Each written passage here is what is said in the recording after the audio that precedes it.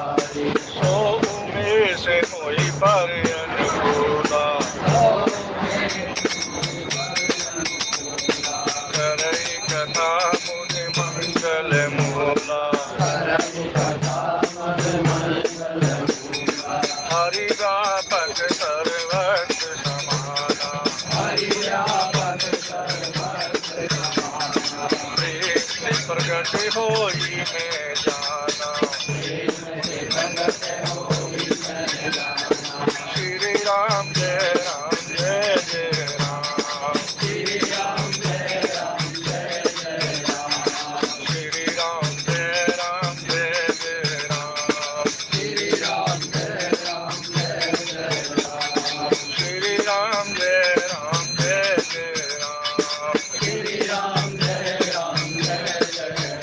सब मंगल भवन मंगल हारी सर्वसो दशरथ अजिर बिहारी दीन दयाल तीरथ संभारी करुणाथ मम संकट भारी कलयुग केवल नाम आधारा सुमर सुमर नर कुशल निहारा सिय राम सब जग जानी करौ प्रणाम जोर जुग पानी जनक सुता जग जननी जानकी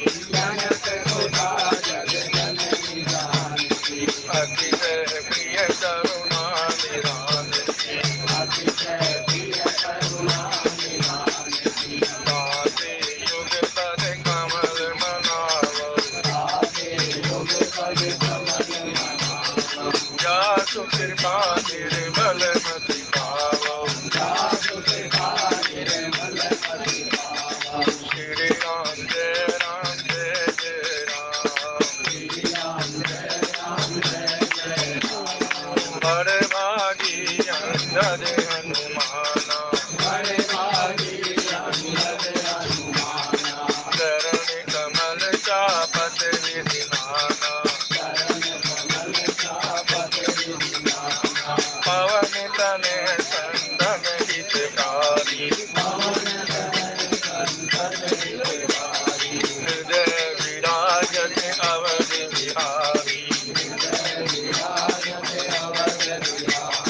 श्री राम जय जय राम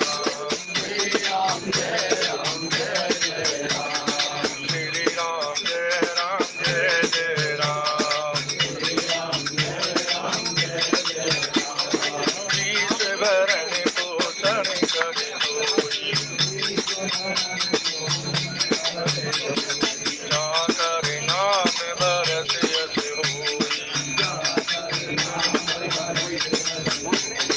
जाके सुमिरन तेरी गुनागा राम शत्रुघ्न देव प्रकाशा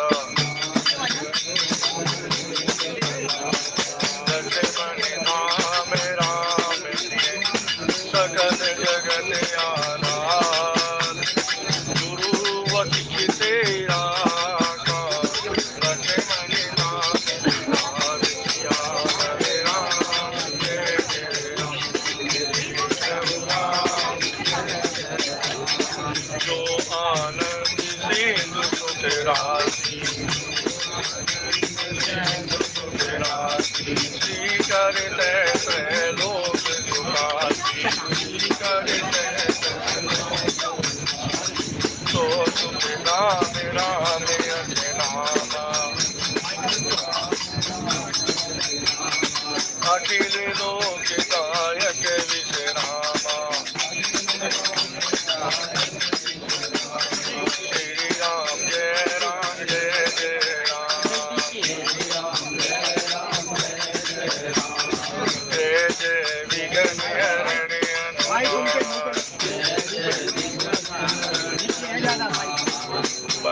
गुरुपद कंज कृपा सिंधु नर रूप हरि महामोहतम पुंज जासु वचन रवि कर निकर प्रणवहु पवन कुमार खलबन पावक ज्ञान गणे जासु हृदय आगार बसई राम सर चाँद धरे।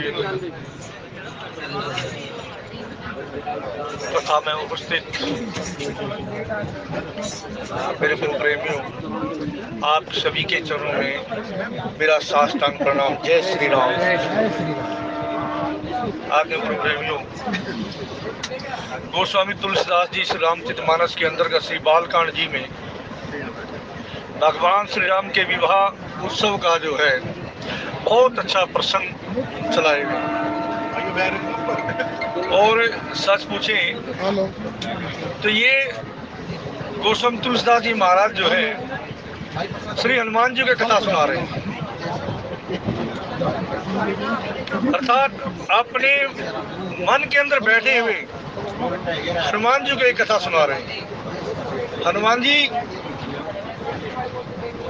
गुरु रूप में बैठे हैं और अभी आपने बहुत अच्छी चौपाई भी गाई है कि जय जय जय हनुमान गोसाई कृपा करो गुरुदेव की नाथ। आप सभी जानते हैं श्री हनुमान चालीसा में हनुमान जी की 40 चौपाई है। चालीसा में 40 चौपाई है। उन 40 चौपाइयों में ये 2 चौपाई तो बड़ी प्रमुख है कि जय जय जय हनुमान गोसाई कृपा करो गुरुदेव की नाथ। और कहा राम दुआरे तुम रखवारे होत न आज्ञा बिन पैसारे। तथापि चौपाई तो और भी है, बच्चों के लिए है। जिस बच्चे को पढ़ना है, गोस्वामी तुलसीदास जी महाराज कहते हैं कि उनके लिए, बच्चों के लिए बहुत बढ़िया चौपाई इसमें दी है कि विद्यावान गुणिति चातुर राम काज करीबे को। देखिए स्टेशन खेड़ा कला हनुमान चालीसा के अंदर ही जब हम सुमरन करते कंठस्थ करते हैं, जो है पढ़े हनुमान चालीसा होए सिद्धि साखी गौरी। स्टेशन खेड़ा चालीसा का मतलब बार बार उसको सुमरन करना, 7 बार 100 बार, बार बार जितनी बार भी मनन करेंगे उतना नया उसका ज्ञान हमें प्राप्त होता है। गोस्वामी तुलसीदास जी कहते हैं कि मैं तो श्री हनुमान जी कथा सुनाता हूँ, अर्थात मेरे अंदर जो बैठे हैं कि प्रणवो पवन कुमार खलबन पावक ज्ञान गणे जासु और दयागार बसई राम सर चाप दर। मैंने हनुमान जी को अपने हृदय में धारण किया और हनुमान जी जब हृदय में आ गए तो राम जी का उन्होंने धारण किया हुआ है। हनुमान जी के हृदय में राम जी बैठे हैं कि प्रणव पवन कुमार खलबल पावक ज्ञान गणे जासु हृदयागार बसई राम चर्चाप धर। धनुष बाण लेकर के जब हनुमान जी के हृदय में भगवान राम जी बैठे तो विकार आएगा? कदापि नहीं आ सकता। तो वहाँ गोस्वामी तुलसीदास जी कहते हैं कि ये श्री राम विवाह का उत्सव है। आप सभी चर्चा में पहले सुन चुके हैं कि पुष्प वाटिका में माता जानकी की, उमा माता की जो है गौरी माता की पूजन करने गई और वहाँ पूजा की है। और जैसे ही पूजा की, माँ हृदय से जो है इतनी विभोर हो गई कि सामने माता गौरी जो है मुस्कानी, और जो जैसे माता प्रणाम किया तो माता की जो गौरी माता की जो माला है वो सीता माता के गले में पा गई। भाव देखिए, जब भी हम चरणों में ध्यान देते हैं, जब हम चरणों में ध्यान देते हैं तो हमारा ऊपर देखने का मन ही नहीं होता। जब हम चरणों में ध्यान देंगे, सीता माता के चरण कौन है? सीता माता के चरण ही श्री राम जी के चरण हैं। और सीता माता गौरी माता की पूजा कर रही है और उन्होंने आशीष दिया है। जब पूजा करते हुए जब उधर देखे हैं वो पुष्प वाटिका में भगवान राम जी और लक्ष्मण जी दोनों पुष्प वाटिका फूल अपने गुरु जी के लिए पूजा के लिए फूल लेके गए, और जैसे ही फूल तोड़ रहे थे, फूल तोड़ते उनको पसीना आ गया। इतने कोमल, इतनी सुकोमल है, हमारे राम जी इतने सुकोमल है, पर संत तो यहाँ तक कहते हैं कि ये बड़े सरल भी हैं। सरल का भाव बताया, सीता स से सीता माता, र से राम और ल से लक्ष्मण। देखिए सरल भाव कितना है। संत कहते हैं जब आदमी इतना सरल हो जाता है, साधक इतना सरल हो जाता है, भगवान के भाव में इतना विभोर हो जाता है, तो उसके अश्रुपात होना शुरू हो जाता है। और जब उसका भाव बनता है तो वो जो है भगवान के चरणों में इसका अगाध प्रेम हो जाता है। जैसे आप पहले भी श्री रामायण जी के अंतर्गत सुन चुके हैं, काग भुसुंडी महाराज को भगवान राम ने कहा, मांगो जो तुम चाहते हो, जो चीज तुम ले लो। काग भुसुंडी जी ने कहा कि आप सब चीज देने की बात करते हो, धन भी देने को तैयार हो, राज्य भी देने को तैयार हो, और जो है न जाने क्या क्या आपके भंडार में भरा पड़ा देने को तैयार हो, लेकिन आपने एक बार भी अविरल भक्ति की बात नहीं कही। देखिए भक्ति की प्रकाशता बहुत बड़ी है। संत कहते हैं जो साधक जितनी साधना कर चुका है, जो साधक जितनी साधना कर चुका है, अगले जन्म में वहीं से प्रवेश होगा। अब आप मानिए यदि जीव का अब भगवत धाम हो गया और वो यात्रा यही पूरी हो गई उसकी, तो दोबारा जन्म होगा, पूर्णम जननम पूर्णम मरणम, फिर जन्म लेगा, फिर आएगा, फिर जन्म लेगा। लेकिन वो शिशु बनेगा, युवा बनेगा, जब जवान होगा फिर शादी होगी, फिर बच्चे होंगे, अर्थात पूरी अपनी प्रक्रिया पूरी निभाएगा। जन्म से लेकर मृत्यु तक के 16 संस्कार के बीच में उसकी यात्रा जाएगी। जब वो जाएगा तो फिर जब अपनी प्रकाश जब आएगा, जब साधना करता है, तो वही क्लास उससे वहीं से मिलेगी और किसी जन्म में नहीं है। आप संतों के माध्यम से सुनना, ये बड़ा गहरा प्रसंग है कि जिस भाव से भजा है, जहाँ तक उसका लेवल गया है, उसे अब जाएगा, बाकी सारी प्रक्रिया दोबारा फिर शुरू होगी। तो संत कहते हैं कि भाई अपने भाव को इतना सरल बना लीजिए, जैसे सर गोस्वामी तुलसीदास जी महाराज कहते हैं कि सरल हो जाइए। सरल हो गए तो हमारा जो मन में जो है कुमति सुमति सबके उड़ रही, सबके हृदय में सुमति और कुमति है, लेकिन संत शरण में रहेंगे तो कुमति दब जाएगी और सुमति प्रकट हो जाएगी। जब संत का दर्शन होता है, वो अपने सामने बैठे हुए साधक को देखता है, भले वो आशीर्वाद न दे, लेकिन वो अपनी आंखों से जब देखता है, नजर से देखता है, तो उसके विकार को हर लेता है। तो यहाँ गोस्वामी तुलसीदास जी कहते हैं कि भगवान राम ने जो है जैसे पुष्प वाटिका में फूल तोड़े, माता सीता ने देखा ये तो बड़े सरल है, अरे फूल तोड़ते हुए इनको पसीना आ गया, ये धनुष कैसे तोड़ पाएंगे। और जब माता सीता की एक जो चारुकला और चंद्रकला जो है, दो सहेली हैं, अष्ट सहेलियों में से एक जो बड़ी निपुण है, माता सीता ने उनको भेजा है कि आप देखिए, जब आए मुझे भी बताना, मैं भी उनके दर्शन करूंगी। वो इतनी निपुण है चारुकला कि जैसे भगवान आए और ओट में होकर के देख रही है। हालांकि संत कहते हैं कि उनका भगवान राम से संवाद भी हुआ है। उस संवाद में कहा कि आप बड़े भोले बनते हो, आपसे बोले तो हमारी जानकी है, आपसे बोले तो हमारे जानकी है। अब आएगा मजा, बड़ा दिव्य प्रसंग चलता है दोनों के बीच में। तो जब भगवान कहते हैं मैं तो कुछ कह नहीं रहा हूँ, मैं तो आपकी तरफ ही देख रहा हूँ, जब आप इतनी सुंदर है, वह कितने परम सुंदर होगी। अर्थात अतिशय सिया राम में सब जग जानी, करूं प्रणाम जोर जुग पानी। जनक सुता जग जननी जानकी, अतिशय प्रिय करुणा निधान की। कि माता जानकी अतिशय प्रिय है। अब भगवान तो जानते हैं, ये देखिए ये भगवान की एक लीला है। भगवान ने भक्तों के लिए जन्म लिया है, प्रकट भगवान का हुआ है तो भक्तों के लिए हुआ है। देखिए संत कहते हैं कि माता पिता के पास तो बच्चा रहता है और भगवान रहे भी, लेकिन देखा कि जो मुनि जो है आश्रमों में बैठे हैं और वो इसी लालसा में बैठे हैं कि भगवान के दर्शन होंगे, तो अगला स्टेशन क्यों नहीं ऐसी लीला की जाए कि मेरा एक साधना बन जाए, मैं उस साधक को दर्शन दूं। यहाँ कैसे आ पाएंगे? वो कानन राजू जंगल का जो राज है उसके अंदर माता सीता के लिए जो उन्होंने एक ऐसी लीला रची कि जब माता कैकेयी से कहा कि माता क्या आप मेरे लिए कुछ आप लीला कर सकते हो, अर्थात मुझे कुछ वचन दे सकते हो? तो संत कहते हैं, माता कैकेयी ने कहा, हे राम तुम मुझे अतिशय प्रिय हो, तुम जो चाहो मुझसे मांग लो, कहो तो मैं प्राण भी दे सकती हूँ।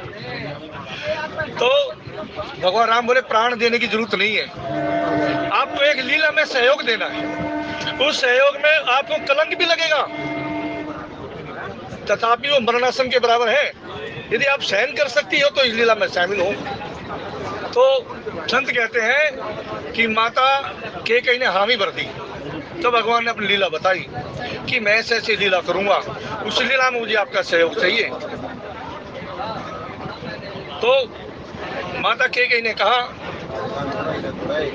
ठीक है मैं तैयार हूँ। जब माता को पका लिया, समझा लिया, तब भगवान ने लीला की। और आप माता कैकेयी जो कैकेयी कश्मीर से है, राजा दशरथ का जब रथ चलता था तो उनकी सारथी बन के रहती थी, और जब युद्ध होता था तो उसका जो है बराबर का भागीदार बनती थी। तो जब एक बार युद्ध में जब माता कैकेयी सारथी बनी हुई थी, तब युद्ध में जो है पूरा साथ दिया था। तब जो है राजा दशरथ ने कहा था, देवी मांगो जो तुम्हारी इच्छा हो। कह रहे मुझे आप जो है ना 2 वर दे दो। बोले जब आप ले लो मेरे से। बोला नहीं, जिस समय आएगा तब मैं मांगूंगी। भगवान राम की उस योजना के अनुसार ही ये वर मांगे गए। और आप सभी जानते हैं कथा का निर्णय क्या हुआ। ये संत यहाँ तक कहते हैं किसी को वचन मत दो, अगर वचन दे दिया तो उसमें आप बंध गए हो। अगर किसी को वचन दे दिया तो उसके अंदर आप बंध गए हो। किसी को वचन मत दो। हाँ कहते हो विश्वास की जगह जो है विष दे दो, वो अच्छा है, लेकिन कल को अगर आपने वो अपना वचन पूरा नहीं किया तो आपकी हानि है। ये हम सब संतों के लिए बताया गया है, जो संतों ने बताया है कि भाई हम लोगों को ये सोचना है कि किसी को वचन ना दे करके स्पष्ट कह दे, जो समय आएगा देखा जाएगा, उसको अनुरूप किया जाएगा। तो भगवान राम ने जो है चारुकला की और चंद्रकला की बात सुनी, तो जैसे ही माता सीता को बताया, उन्होंने जो है माता सीता ने बोला कि हमने आइए सब काम छोड़ दो, वे प्राणपति आ गए हैं, उनके दर्शन कीजिए। जैसे माता सीता गई और ओट में से उन्होंने देखा भगवान राम को, तो उस लीला में ये कहते हैं वो बड़ी निपुण, बड़ी सियानी थी। वो सियानी कौन है? वो हमारी बुद्धि है। वो हमारी बुद्धि है। अपनी बुद्धि से हम काम लेंगे, अर्थात जब भी हम किसी भावना में ना बह करके अपनी बुद्धि से विचार करेंगे तो हमारा कार्य सिद्ध होगा। तो जब राम जी फूल तोड़ के वापिस आए, अपने भाई को लक्ष्मण जी को समझा रहे थे, फिर गुरु जी के पास गए। जैसे गुरु जी को पूरी बात बताई, गुरु जी पूरे जब खुश हो गए तो गुरु जी ने पूजा पाठ की, प्रसादी ली। सोते समय भगवान ने चरण चापत किए। चरण चापत करते करते गुरु जी ने आशीर्वाद दिया कि जाओ वत्स अब आराम करो। जब आराम करने बारी आई तो लक्ष्मण जी महाराज ने भगवान राम के भी जो है चरण दबाए, और फिर जो है समय बीतता गया। जब सुबह उठे तो संत तो कहते हैं लक्ष्मण जी सोए नहीं, वो तो जगे रहते हैं। और राम जी जैसे उठे, प्रातः काल उठ के रघुनाथा मात पिता गुरु नावई माथा, कि उनकी रहनी सहनी सोचाचार व्यवस्था, नहाना स्नान ध्यान करना, ये सारी क्रियाओं से जो निवृत्त होकर के जब गुरु जी के पास गए, माता के पास गए, पिता के पास गए, उनको प्रणाम किया, फिर नियम अनुसार था कि जो कथाओं जो अपने श्री अयोध्या जी में जो उनका जो राज्य पाठ था उसके अंदर जो वहाँ गए, वहाँ जाकर के अपनी संतों के साथ विचार विमर्श किया। संत कहते हैं कि भगवान की एक ये नित्य क्रम की लीला है, और ऐसे करते करते समय बीत गया। शाम को फिर जो है पूजा पाठ में गोधूली के समय उन्होंने पाठ किया, अपने नित्य क्रम पूरा करने के बाद फिर गुरु जी के पास चले गए, फिर जो है वही क्रम जो लगातार चलता रहा। तो वहाँ संत कहते हैं कि इतने में जो है राजा जनक ने अपने जो है जो हमके पुरोहित थे संत जो सतानंद जी, उनको भेजा गुरु विश्वामित्र जी के पास कि जो स्वयंवर रचा गया है उसी के लिए उनको जो निमंत्रण दिए गए हैं तो उनको बुला लीजिए। भगवान राम से गुरु ने कहा कि बस कल जो है सुबह हमें स्वयंवर में जाना है और अपनी तैयारी कीजिए।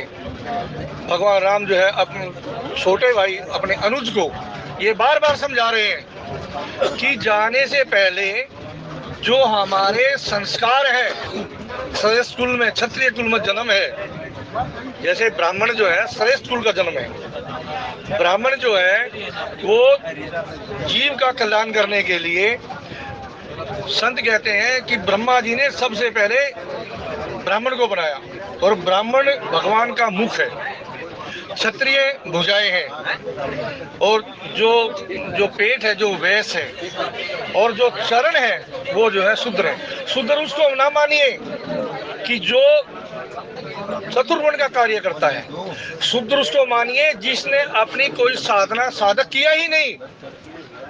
वो तो ऐसे आया जैसे पूर्णम जन्म पूर्णम मरणम, कि बार बार जन्म लिया बार बार मरा, समय तो मिला ही नहीं पुस्तकों का पाठ करने का, न पढ़ने का, साधना करने का। वही शूद्र है महाराज जी। शूद्रों में भी जो चतुर्वर्ण बोलते हैं, न जाने कितने संतों के साथ रह करके सुधरे हुए।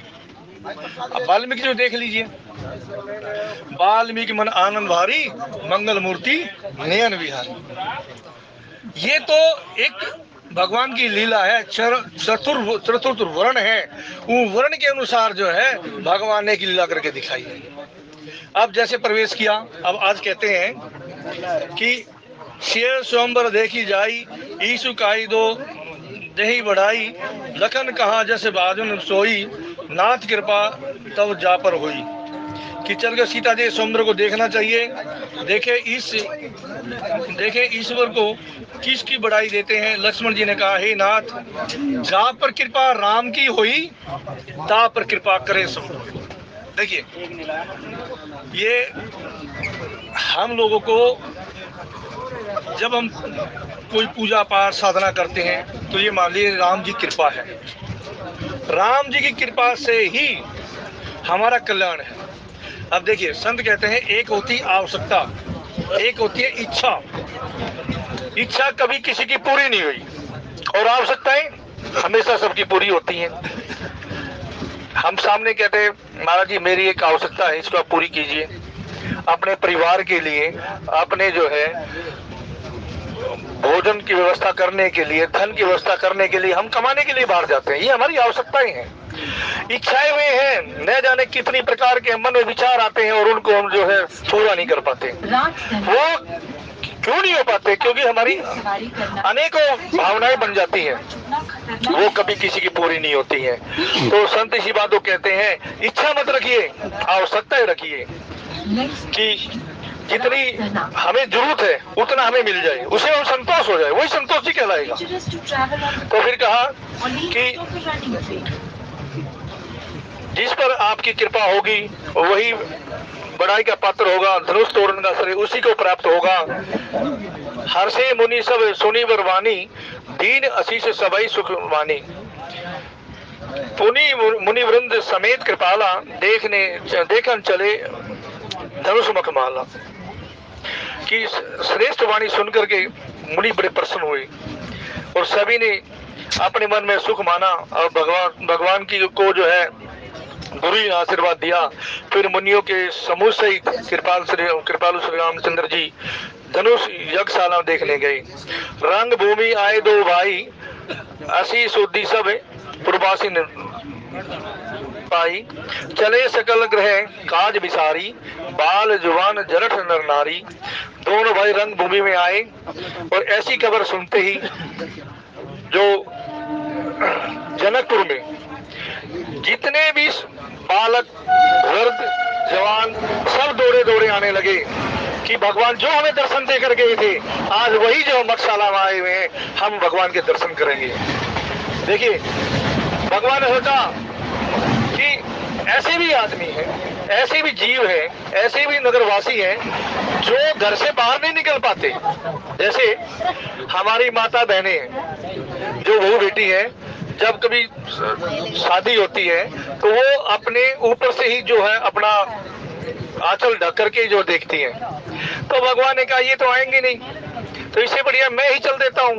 नगर देखने के बहाने सबको भगवान ने दर्शन दिए। आज मक्षशाला में वही बालक भी, युवा भी और वृद्ध भी, सब जो नर नारी सब जो है वहां इकट्ठे हो गए। और वहां इतनी भीड़ इकट्ठी हो गई तो देखे जनक भरी भीड़ व्यवहारी, सूची सेवक सब किए लिए हंकारी। तुरंत सकल लोगन जय पही जाओ, आसन उचित देव सब कहो। राजा जनक जो है बड़े दयालु हैं, बड़े सुशील हैं, बड़े उदारवादी हैं। उन्होंने देखा इतनी सारी भीड़ इकट्ठी हो गई है, अपने सेवक को कहा कि भाई यथा योग्य ये सबको आसन दिया जाए, जितने भी आए सबको बैठने की जगह दी जाए, सबको आसन दिए जाए। सब लोग बैठे और जो है फिर बोले कि कहीं मृदु वचन विनीत तीन बैठे नर नारी, उत्तम मध्यम नीच लघु निज निज चलो अनुहारी। उन सेवकों ने कोमल और नम्र वचन कहकर उत्तम मध्यम और नीच लघु सभी के स्त्री पुरुषों को अपने अपने योग्य स्थान पर बैठाया। अर्थात भगवान राम के और लक्ष्मण जी के सभी ने दर्शन किए और बड़े अति प्रसन्न है कि आज हमें भगवान के जो पुरुषोत्तम मर्यादा पुरुषोत्तम भगवान श्री राम है, जिनको हम सुनते थे, आज स्वयं जो है या जनकपुर में आकर हमें दर्शन दे रहे हैं। अब देखिए, हम जब अपनी साधना करते हैं, उस साधना का फल क्या है? उस साधना का फल है हरि नाम संकीर्तन। किसी साधु से, किसी संत से, श्रेष्ठ मुनि से, ब्राह्मण से कोई हमारे उस संकीर्तन में आ जाए और संकीर्तन में आकर के हमें आशीर्वाद दे। देखिए, हम जपते हैं, जपई नाम जन आर्त भारी, मिटे को संकट हो सुखारी। जितनी बार भी हम भगवान का भजन करते हैं, हमारा संकट करता है और न जाने कितने जन्मों का पड़ा हुआ है, वो तब निकलेगा जब हमारा सत्संग होगा। बिन सत्संग विवेक न होई, राम कृपा बिन सुलभ न सोई। जब तक राम जी कृपा नहीं होगी तब तो सुलभ हो ही नहीं सकता। संतों का आना घर में, अब देखिए कहते हैं जब घर में संत आ जाए, ब्राह्मण आ जाए, गौ माता आ जाए, तो वो विषय विकार को हरती है। वो बताती नहीं है लेकिन वो हरती है। आप अपने परिवार के साथ बैठे हो, ऐसे ऐसे संत है महाराज जी, यदि एक बार उनका रनिवास हो जाए घर के अंदर तो हमारे जो है कष्टों को दूर करते हैं। एक बार सतना जिला है मध्य प्रदेश के अंदर, आप सभी जानते भी होंगे। भगवान का जब भगवान का जंगल के लिए, कान राजू के लिए जब भगवान का पदार्पण हुआ तो रास्ते में वो जो है सतना जिला आता है। उस सतना जिले के अंदर वहाँ 3 संत थे। तो एक बार हमें मौका मिला, हमें देखने के लिए हम भी गए वहाँ पर। बड़ा दिव्य आलीशान बहुत पुराना मंदिर है। वहाँ पे एक गेट बना हुआ है, उस गेट से कम 1.5-2 एकड़ के अंदर वो मंदिर बना हुआ है। तो वहाँ तीनों संत बड़े विरक्त हैं। कोई प्रसादी दे जाए तो खा ले, नहीं तो अपने भजन में लगे रहे।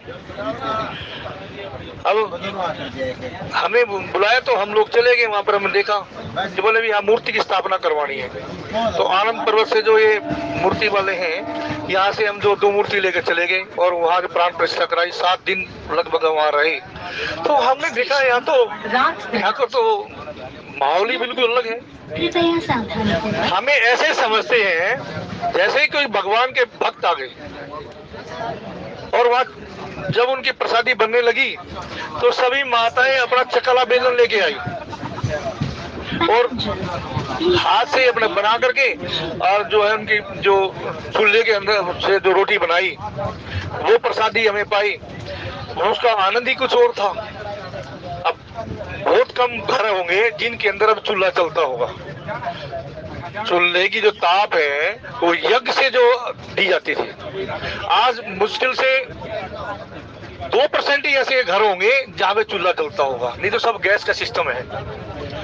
कहने का भाव ये है कि चौका गोबर से लीपना, कोई घर, कोई बिरला घर होगा जिसके अंदर जो चूल्हा मिलता होगा। कि वो संत जी कहते थे कि भाई यहाँ प्रसादी एक बार मिलेगी, 24 घंटे में एक बार प्रसादी मिलेगी। तो हमने कहा भाई ये व्यवस्था तो हमारे लिए तो सही नहीं बनेगी भाई, लेकिन वहाँ तो नियम है।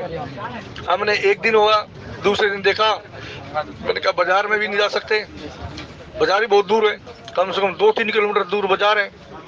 तो महात्मा ने कहा अरे भाई अपने भजन में लगे रहो, तुम्हारी भूख प्यास निद्रा सब गायब हो जाएगी। जितना भजन यहाँ कर सकते हो उतना भजन करो। और शाम को गोधूली का टाइम था, उस समय उन्होंने अपना संकीर्तन शुरू किया। तो आधा घंटा उन्होंने संकीर्तन किया, आधा घंटा भजन करवाया, 1 घंटा पूरा निकल गया। तो संत इस बात को कहते हैं भाई अपना समय निकालो, चलते फिरते जैसे भी समय मिले हरिनाम संकीर्तन करो। कि जो हम भगवान का नाम लेते हैं, जय जय श्री श्री सीताराम, जय जय श्री श्री सीताराम। अब जय जय श्री श्री राधेश्याम, जिसका जो भाव हो, जो जिस इष्ट को मानता हो उसी के अनुसार जो है वो उनका जो है उसका भजन करें। तो इस नियम को करते करते हमारे जो है 7 दिन पूरे हो गए। हमने सोचा कि भाई ये नियम तो यहीं तक ही निभ पाएंगे, वहाँ तो बड़ा मुश्किल है। लेकिन राम जी की ऐसी कृपा हुई कि जैसे हमारा जो 81 व्रत होता है, 24 घंटे के अंदर एक बार उसमें फलाहार होता है, पारण होता है, तो दवासी के दिन होता है। एकादशी को जो है दवासी युक्त एकादशी मनानी चाहिए। संत बोले 10वीं वाली एकादशी नहीं भाई, दवासी युक्त एकादशी मनानी चाहिए।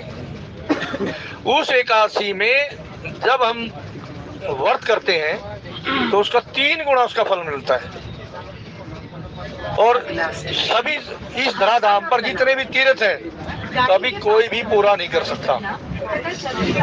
ये पूरे जब होंगे जब हमें एक एकादशी का व्रत करते हैं। 26 एकादशी होती है, 24 तो साल की, एक जो है अधिक मास की, 2 उसमें अधिक मास की आती है तो 26 हो जाती है। तो उसमें एक मंत्र है, सुबह भी हमने सभी ने उनका जो है सुमरण किया था कि राम रामेति रामेति रमे रामे मनोरमे सहस्त्र नाम तय तुल्यम श्री राम नाम वरान्ने। तो मेरा आप सभी से करवत प्रार्थना है, कृपया सभी साथ दें और इस मंत्र को ही गाया जाए। इस मंत्र में 1000 नाम की जो प्राप्ति होती है, तो कभी कृपया सभी साथ देंगे। राम रामेति रामेति रमे रामे मनोरमे सहस्त्र नाम तैतुल्यम श्री राम नाम वरान्ने। राम रामेति रामेति रमे रामे मनोरमे सहस्त्र नाम तैतुल्यम श्री राम नाम वरान्ने।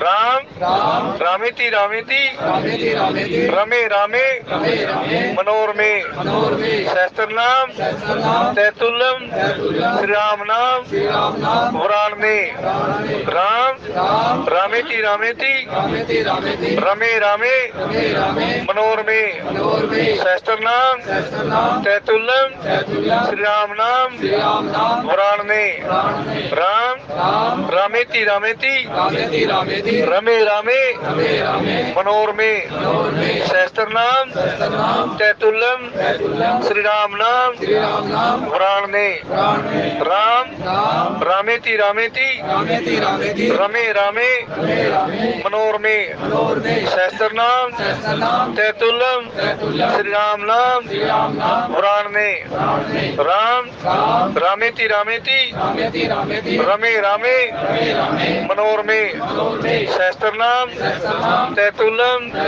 श्री राम नाम पुराणे राम रामेति रामेति रमे रामे मनोरमे सहस्त्र नाम तैतुल्यम श्री राम नाम पुराणे राम रामेति रामेति रमे रामे मनोरमे सहस्त्र नाम तैतुल्यम श्री राम नाम पुराणे राम रामेति रामेति रमे रामे मनोरमे सहस्त्र नाम तैतुल्यम श्री राम नाम पुराणे राम रामेति रामेति रमे रामे मनोरमे सहस्त्र नाम तैतुल्यम श्री राम नाम पुराणे राम रामेति रामेति रमे रामे मनोरमे सहस्त्र नाम तैतुल्यम श्री राम नाम पुराणे राम रामेति रामेति रमे रामे मनोरमे सहस्त्र नाम तैतुल्यम श्री राम नाम पुराणे राम रामेति रामेति रमे रामे मनोरमे सहस्त्र नाम तैतुल्यम श्री राम नाम पुराणे राम रामेति रामेति रमे रामे मनोरमे सहस्त्र नाम तैतुल्यम श्री राम नाम पुराणे। बोले गौरी शंकर भगवान की जय श्री राम। कथा के भाव यहीं तक है तो गौरी शंकर भगवान की तरफ समर्पित। जय श्री राम।